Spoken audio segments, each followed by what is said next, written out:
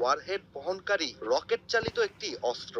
এই ধরনের অস্ত্র পৃথিবীর ভূমি থেকে ছোড়া হলেও আকাশপথে যে শত্রুপক্ষের লক্ষ্যবস্তুতে আঘাত করে থাকে। আইসিবিএম এর এই বৈশিষ্ট্যই অস্ত্রটিকে পৃথিবীর সবচেয়ে ধ্বংসাত্মক করে তুলেছে, কেননা আইসিবিএম মহাকাশ থেকে শব্দের চেয়েও কয়েক গুণ বেশি গতিতে আঘাত হানে। ফলে এটিকে প্রতিরোধ করতে শত্রুপক্ষ কোনো পদক্ষেপ নিতে নিতেই আইসিবিএম বিস্ফোরিত হয়ে যায়।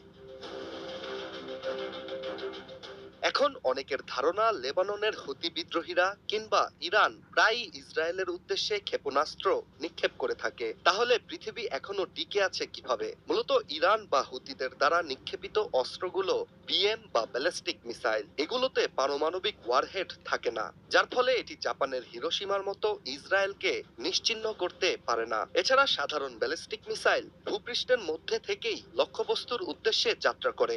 এতে আঘাত হানার আগেই শত্রুপক্ষ এটিকে ভূপাতিত করতে সক্ষম হয়। পৃথিবীর সব দেশের মধ্যে আইসিবিএম রয়েছে শুধুমাত্র 9টি রাষ্ট্রের কাছে, যার মধ্যে রাশিয়ার তৈরি RS-28 সারমাট সবচেয়ে বেশি শক্তিশালী। রাশিয়ার এই মিসাইলকে স্যাটার্ন 2 বলা হয়। মার্কিন সংস্থা আর্মস কন্ট্রোল অ্যাসোসিয়েশনের তথ্য অনুযায়ী রাশিয়া ছাড়াও আইসিবিএম রয়েছে যুক্তরাষ্ট্র, চীন, ফ্রান্স, ভারত, ইসরায়েল, উত্তর কোরিয়া, পাকিস্তান, যুক্তরাজ্যের কাছে।